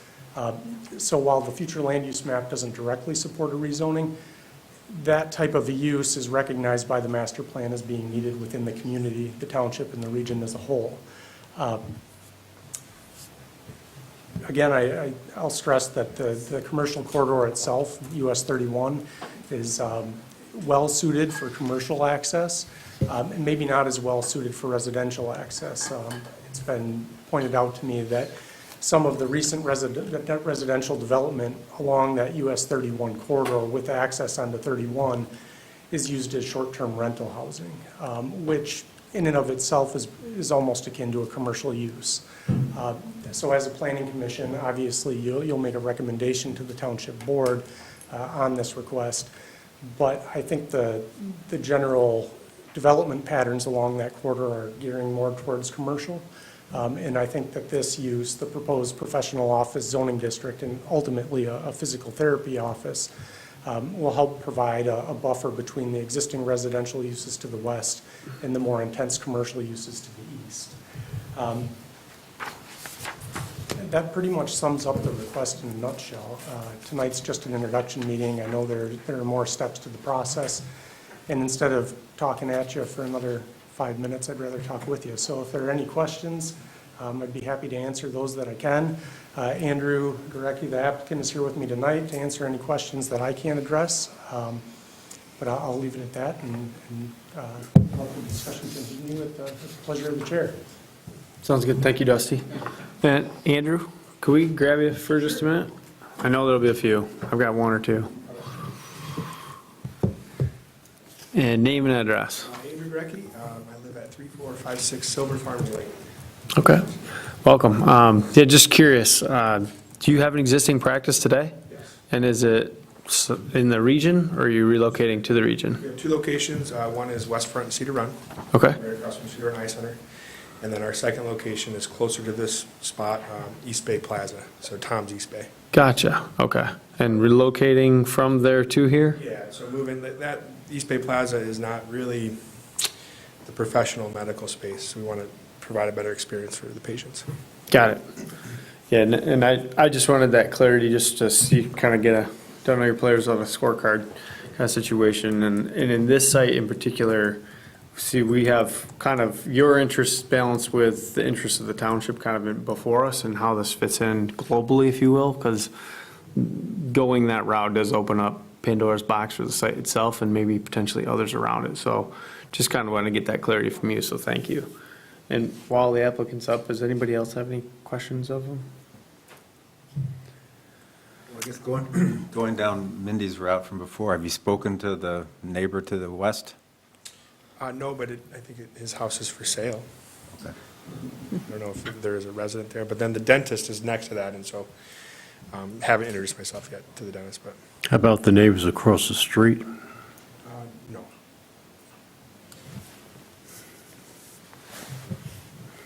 I don't have any questions for him, but I have Oh. some statements. Oh, okay. Okay. Well, if we don't have any other questions for you, have a seat. Yeah, we might come back to you. This is just more of a conversation. So a few years ago, the dentist rebuilt.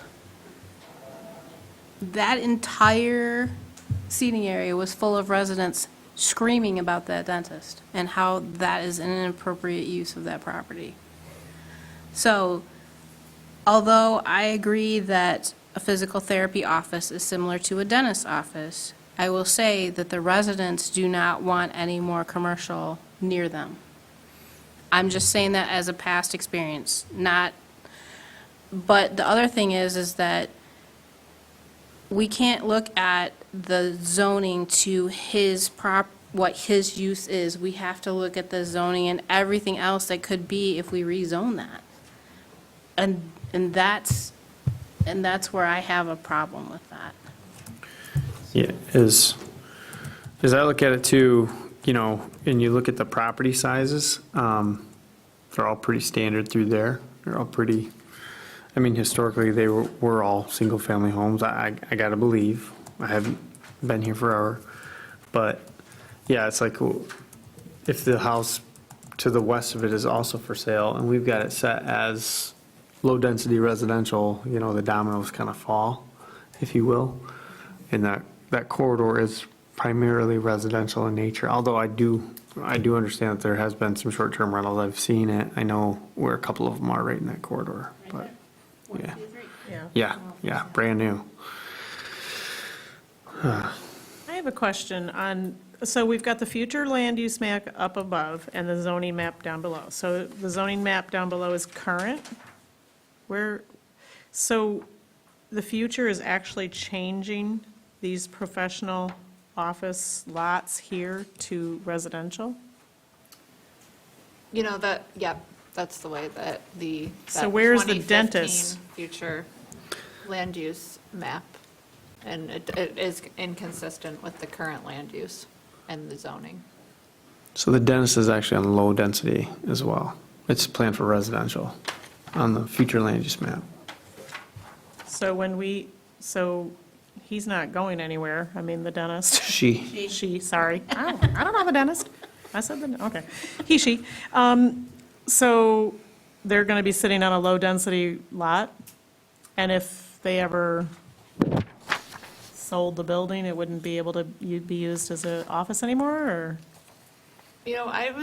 The future land use map is really to be, it informs policy decisions, but it's not necessarily to be used on a parcel-by-parcel basis it's not a zoning map. It's a kind of land development next 20 years. So it looks like this was probably an oversight, and it should show commercial in the future because it's unlikely that those existing professional office buildings would be redeveloped.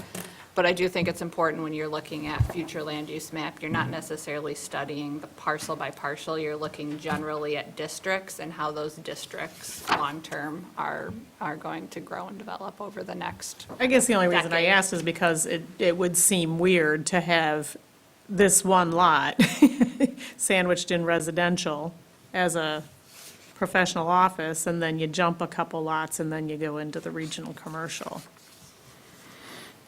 I don't know. Yeah, I know when we've talked about like the Bayfront corridor, if you will, as well, just in context, we were obviously targeting those properties kind of east of 3 Mile, between 3 Mile and 5 Mile. That was kind of our core area, if you will. This is, again, on that fringe area. It's definitely adjacent to a historically residential area. So to me, that's my rub. That's my issue, honestly. It's just, I think that collectively, we've seen some other new development be proposed, and it's happening in that core area between 3 and 5. So to kind of open up Pandora's box just a little bit more gives me some trepidation. Paul? One of the things that always affects me is that when we make a decision on a piece of property, the decision sticks with the property. It's on the land. And we make a decision on that, and then all of a sudden, now the next area is up against the border, the quote fringe. There's always going to be a fringe. And I'm looking at the house that's for sale, allegedly, and then 2 other pieces of property right next to that don't seem to have anything on them. So then, are we going to be sitting again with somebody looking at us saying, okay, we want to make this thing now because it's going to be a nice item? The issues about 31, which you know is nothing more than the Michigan auto bond, the issue about the traffic, well, that may be so, but the traffic that you're arguing is for this piece of property rests with everybody else down on 31. It's the same type of thing. I personally, we have a zoning area, and that's there for a reason, and to start slowly but surely nibbling away at the zoning areas that we have because they so happen to become the next fringe and the next fringe and the next fringe, doesn't make a lot of sense to me at all. At some point, you got to say no. Any other feedback?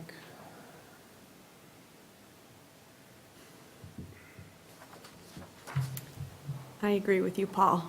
We're going to end Pandora's box earlier, the comments there.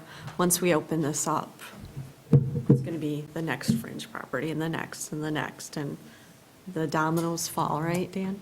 So, yeah, I don't think it's appropriate. Can I interrupt the discussion with a question? Sure, go ahead. Mindy's question about, or comment about contemplating all of the potential uses within the proposed zoning district can somewhat be addressed through conditional rezoning. If there was some thought or potential consideration given to rezoning the property with the condition that it be used for the specific use of a medical or physical therapy office. Would that change the thoughts in anyone's minds? Not to me. No, not to me. No.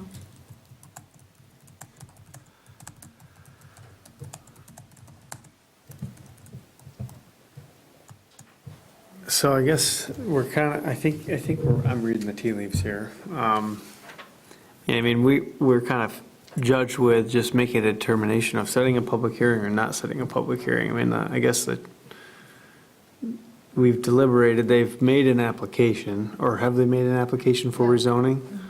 So regardless, I don't know if it's going to take any additional comment to, I don't feel, persuade the crew. At this point, it just kind of feels like we can proceed with setting it, but I don't know how it's going to go. But we ultimately aren't the final decision either.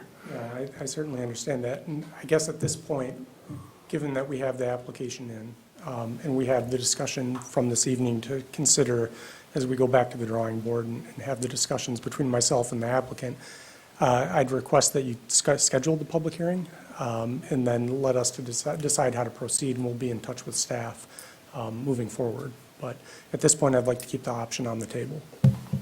Okay.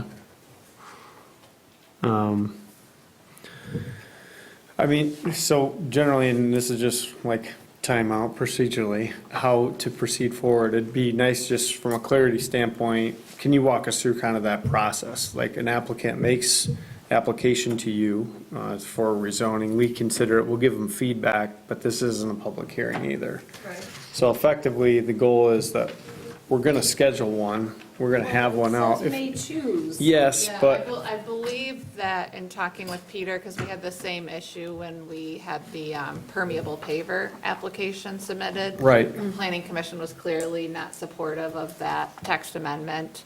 I believe that legal counsel advised us that the township still needed to set the public hearing with an application, but also, you know, that the applicant actually decided to withdraw their application just because they saw that there was not support. So my understanding is that you don't have to set the public hearing tonight, but you do need to act on it within a reasonable amount of time and set a public hearing. What agenda do you want it on? What's our November looking like? Is that by vote, or is that by decision? Generally a motion to set a public hearing. What if we vote that down? And say you don't want to set a public hearing. That, I have not run into that, and so I would probably need to lean on our legal counsel, but I think that he said that the township has a responsibility, to set a public hearing when there's an application paid and submitted to the township. That was where I was going, was generally when we get one, you want to process it, allow them the time and the courtesy to do our due diligence. They can make their own decision. If we move through it and go a certain way, we go a certain way. So what agenda do you like? November, December, January? I would be fine with November, if that's, I think November or December would be appropriate. Okay. I'll make a motion to put zoning amendment 3-22 on the November Planning Commission agenda for public hearing. Support. Thank you. We have a motion on the table to move zoning amendment 3-22 to the November meeting. Any discussion on the motion? All right. All those in favor signify by saying aye. Aye. All those opposed? No. Thank you. Motion carries. We'll see you again in November. Keep us posted with Claire, and best of luck. Thank you for coming this evening. Okay, next on the agenda is the second round of public comment. Anything before you. Come on up to the lectern. You have to come to the. Right there at the lectern. name's Ken Freimeyer. I live at 914 Mitchell Street. I am in the subdivision that you were just talking about. I've lived in there for 40 years. I walk it twice a day for the last 10 probably. I'm very familiar with the lot that you're talking about. And one of my biggest concerns is traffic that comes into, not Indian Trail, but it comes into Pine Grove.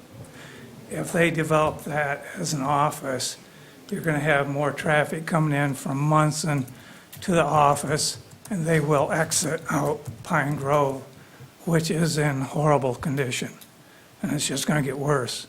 The dentist's office there has not paved their road where it connects to Pine Grove, so there's always gravel in there. That area is the worst, one of the worst portions of the condition of the road. So it really should stay single-family. There is a lot, vacant lot right to immediately to the east that could be accessed from the adjoining offices that are there, but really wouldn't want to see that. And that house right next to this lot to the west is for sale. It's about $550,000. They are not going to want to see that developed. Even the new buyer wouldn't want to see that as a office or anything other than a single family in there. And one of the other things I've objected to that lot, and I don't know if who owns it now did it, but about 3 years ago, they went in and took out every single mature hardwood tree in there. They have some beautiful pines in there, white pines, but if they go in there with the office, they're going to do the same thing. No, thank you for your time. I did not come to comment on that, I was just. It's all right. That's right in there. Thanks for the context. Thanks, Ken. I'm Robert Michaels. I live at the end of Hammond Islands. I have the 50 acres to the west side of Hammond Islands. I bought the property to keep it low density. I don't have any plans on splitting any of it up. The people to the west of me also own large pieces of property and do not have any plans on splitting them up. Brian Fisher to the north side of me has 100 acres. He's building mountain bike tracks for the neighbors to ride through, so we don't plan on splitting anything up. Hammond Highlands, the road is terrible. I'm sure that everybody's been on it. I drive the whole thing every day. I take my son to Fort Yates every day. Making a left out of Hammond Highlands is almost impossible. So, and the road Hammond Highlands, I own the cul-de-sac at the end, so that is not owned by the county. So their road actually goes across my property. So I don't know if anybody wants a picture of my survey. Feel free to provide a copy of that to Claire. Be good context. Okay. So there is no turnaround at the end of that road. It ends at the last house. So, I have a question. Can I ask him a question? I think we're in OT. Go for it. any question you want? Didn't we do a special assessment district to get that road paved a couple years ago? I know. I got the wrong road in my brain then. Okay, thank you. Thanks for the clarity. Appreciate it. For your time. How you doing? Evening. So I guess I just got concerns. I moved. Name and address. Name and address. Tom Graziano, 1470 Potter Road. Thank you. So I bought an egg piece of property in this township, and obviously the parcel to the south sold right behind me, right? So I'm a plumbing heating contractor in the area, been in the area doing plumbing and heating for 25 years. I moved here from Williamsburg. I owned a bunch of property there that also got restructured, so I'm really familiar with like the balance in Whitewater Township to what we're gonna be facing here in East Bay. I moved to the area to raise my family, have some livestock and a little gentleman's farm, and I'm concerned about what I see happening in Garfield, happening here in East Bay, when I leave to take my child to Woodland, which drive right through Hammond, and go into these roundabouts that were supposed to be the solution, and they're not. My wife actually took a corner, a snowstorm. She went right off that corner and totaled out her car. Happened not once but twice because she got hit from behind. So like, traffic is an issue, and like, how much growth are we gonna let happen? 238 lots are okay, low density, single family, right? Now, that is approved and that is in the plan. I don't see why we need to push the envelope and put in another 182. When you've seen the market analysis of what he's actually proposing to pay for his infrastructure. Well, if you do septics and like your own, whether he hooks up to the main or you do septic, you can see what's happening in Elk Rapids right now with everybody being forced to go on the DPW, like you said earlier. So now what you have is literally there's a 55-gallon crock, okay, that sits down in the ground, where a 1,400-gallon septic tank used to sit and take care of their septic system for their home. Now it's on a force main. That's what it means. That force main goes up all Karen Highway and has to make it 15 miles through pumps that fail, power outages, stuff like that. That's what's going to end up, we're going to end up having to deal with it when we know, or look at, everybody knows that the interest rates are high and how much building's actually going on. Not to mention the way that they are building it and as far as how energy efficient they are. So whether we've got enough natural gas and power to get there, that's the other hurdle.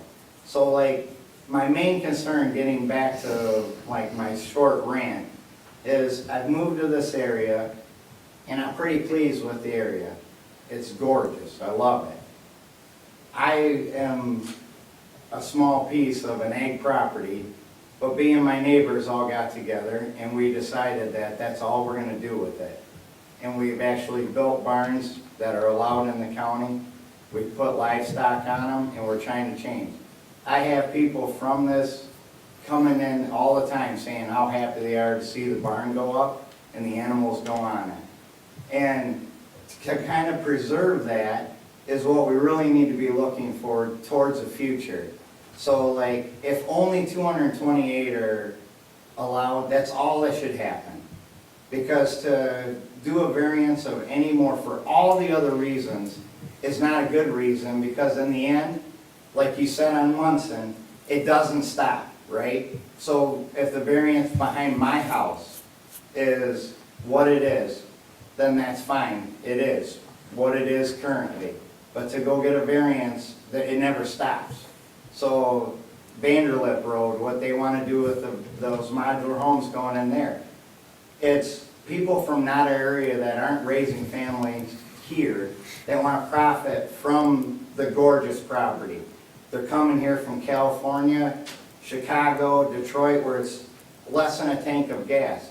They're leaving cars in the airport overnight. They're coming in from New York, and they're doing VRBOs that they own that they don't even come to. And it's a big problem what we got. And our kids can't afford to live here. So I ask that, you know, if it is low density, it stays low density. If it's ag, it stays ag. If it's commercial, so be it, stay commercial. But we can't change at a rate that we can't afford to, because we have so much more to overcome that it's not going to get there overnight. And it can't happen that fast because we're already busting at the seams, it seems like. Thank you for your time. Thanks, Tom. Appreciate it. Can I make one more statement? Yes, you may. Do I have to introduce myself again? I think we got you covered. Thanks, Becky. After Rob speaking and his stating that he owns the cul-de-sac and that drawing that you have, the drive is coming off of his property. If that wasn't researched enough to know that, what else has not been researched enough? What else is wrong? You know, is he gonna come in and start developing thinking he can go in on somebody else's property and do something? What else has he not done right? All I wanna say. Thank you.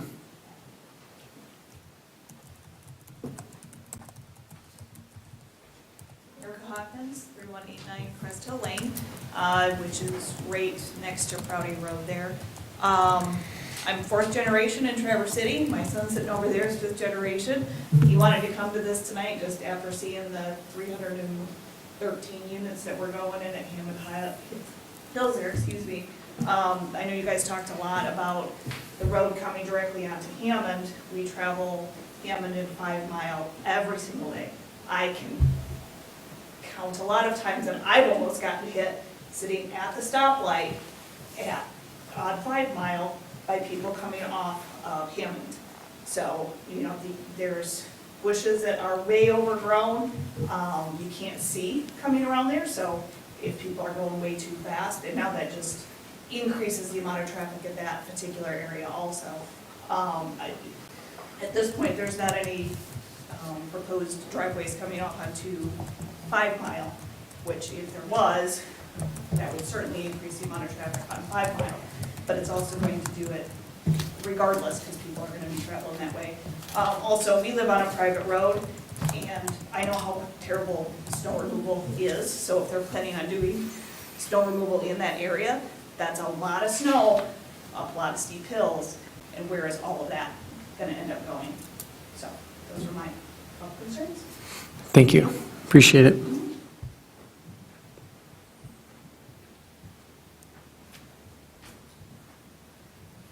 Gary Erickson, and I live in Hammond Highlands.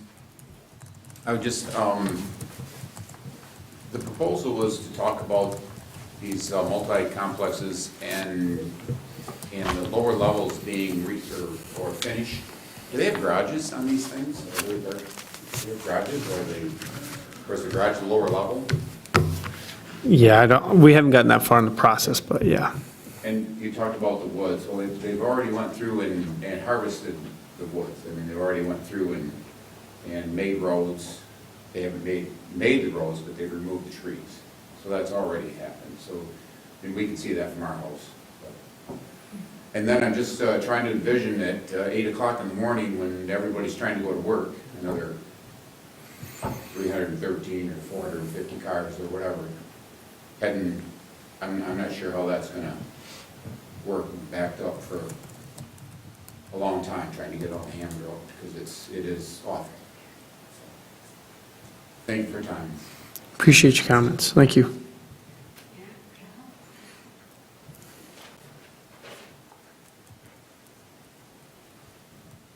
Corey Carlton, Hammond Highlands. Kind of with what all my neighbors were saying and what you guys have already brought up. You're not stupid, so you know the traffic problem. I've already got my new driver not allowed to turn left out of there at any time.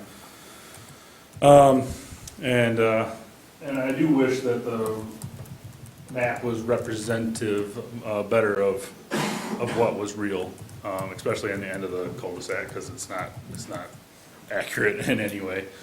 You can kind of see some highlighted stuff in the background with my easement, but the roundabout that's highlighted on there doesn't exist, and at least not in that location. And they did, I just wanted to reaffirm, they did take all the trees already, so they've got lots, you know, with stakes in them and stuff, and I get it. I'm all for development, I'm all for more housing. Do I want to see this type of housing in that area? No. I bought my property less than a year ago, and I bought it because I thought I was a little more off the grid, and with a build like this, it just isn't. If you wanted to build, split it into 80 acres into, I don't know what's allowed, but, you know, 5-acre lots with beautiful houses, that would bring up probably everybody's property value in our area. This is gonna hurt everybody on that street. So, that's all I have. Appreciate it. Thank you, Corey. I have one more clarifying question I forgot to ask. Sure, yeah, yep. Just back to the Holiday Forest, retaining access to Holiday Woodland Preserve, is that was one of the things that's kind of, I guess, promised to people? Is that access shown on there? Okay. Yeah. Yeah, it is. Yep. That's all I want to make sure. Yep. This is heavy use. Okay. Yep. Thank you. No problem.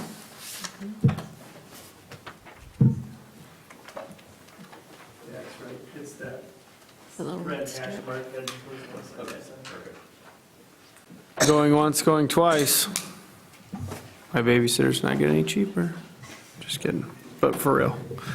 All right, we'll close the public comment.